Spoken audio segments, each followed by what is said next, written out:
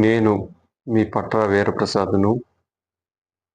రాధా మనోహర్ దాసు గారు ఈ పొద్దు ఇండియాలో కానీ,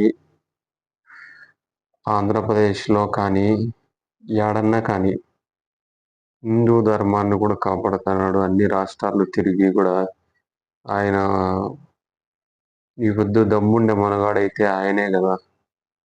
హిందూ ధర్మానికి ఒక లీడర్గా పోరాటం చేస్తున్నాడు. ఇండియాలో కానీ మొన్న హైదరాబాద్ నుండి ఆస్ట్రేలియాకు కూడా పోయినాడు. ఈ హిందూ ధర్మాన్ని ఆడ ఇంగ్లీష్ వాళ్ళను కూడా హిందూ ధర్మంలోకి కలవాలని కూడా చెప్పినాడు.